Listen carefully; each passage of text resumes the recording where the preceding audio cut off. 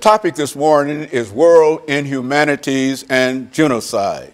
And we're fortunate to have with us this morning to talk about world inhumanities, man, inhumanity to man, and genocide, Alana McLaughlin.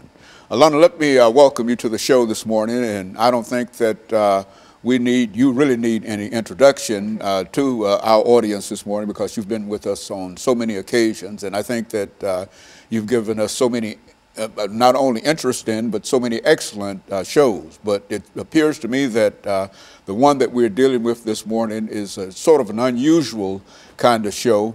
But as I've said in reference to all of our shows, that you make a selection here, and so it's up to you in order to deal with this. But of course, we're going to talk about world inhumanities and genocide.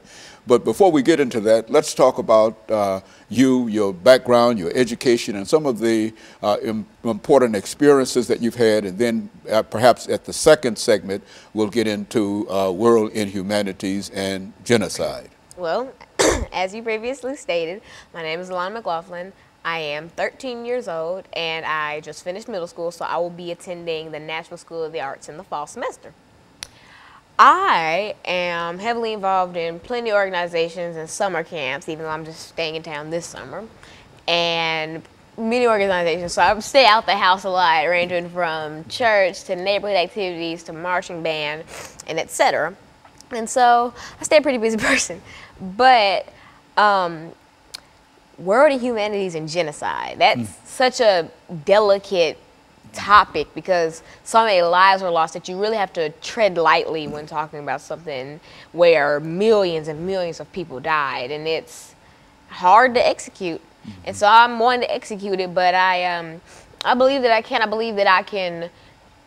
I won't be able to say I understand why that happened, because none of us truly understand, but I can tell you what happened, and I can give you timelines and etc. And so I want to get a bit into a word inhumanities and the difference between word inhumanities and genocide. Word inhumanities are just those cruel acts made by civilians that isn't genocide. Like, genocide is a mass killing of a race, and the purpose is to get rid of that race. Eliminate that race. For example, the Holocaust. Hitler wanted to get rid of Jewish people.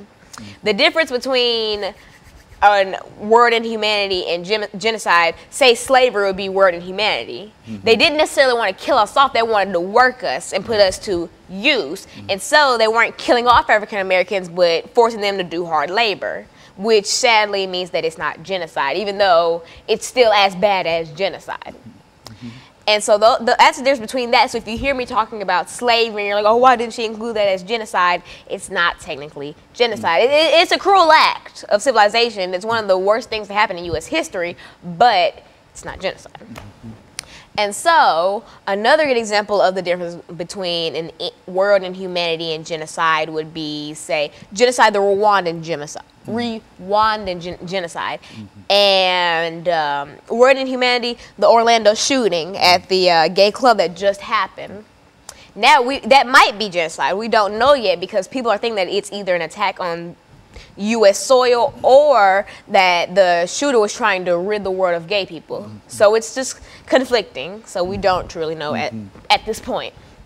And so in a real sense, Alana, as we make preparations for our first commercial break here this morning, that this whole idea of world inhumanities, that is man inhumanity to man or woman's inhumanity to woman, that's not only important in terms of dealing with this whole issue of genocide, but I think we recognize that when we talk about genocide, we're talking about an attempt to bring a conclusion to something, and it's very rarely that we can assign the name genocide to many events, but I think that what you've done this morning is to come up with a number that you'd like to deal with in reference to it. And what we're going to do, we're going to take our first commercial break, and I think that basically that's what you want to do this morning. Is that the that's what area I plan on that doing. you want to do? That's what and so what we'll do is we'll take our first commercial break, and then we'll come back and we'll deal with world inhumanities and genocide. And I want you to know that I've seen you in terms of pulling all of this information together, and I'm encouraged by knowing that you've got that information available to us. And I think that you've always had it available when you got to this particular point. And so what we're going to do, we're going to take our first commercial break. Then we'll come back for our 8-minute segment. And that 8-minute segment will give you an opportunity to elaborate further up on world inhumanities and deal with the issue of genocide. And of course, we'll be back with our audience following this very, very short commercial break.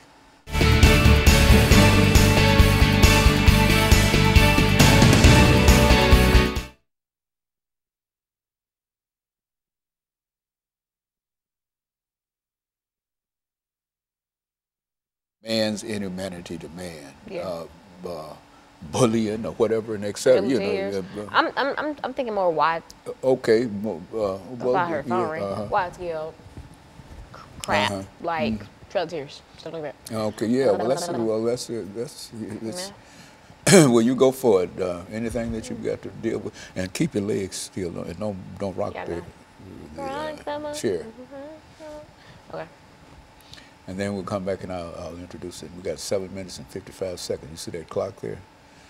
No, I don't see the clock. I mean, you see it. I mean, I see it now, but that's why I like have really bad time perception. Like either I'll talk over or I'll stop. Well, that's the clock there. You see too. You're right. Oftentimes it's down in 7 minutes and 55 seconds in this segment. And so when we come back, we're gonna have that time. And so you try to divide your time and articulate it, and don't shake the chair, twist your legs or anything. Just keep still. I know. You know how to do it. You've done it enough. You know. But as soon as he gives me the signal, we're going to start back, and I'll welcome them back. And you ready?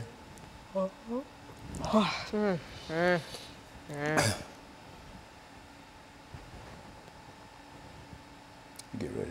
Give me a signal.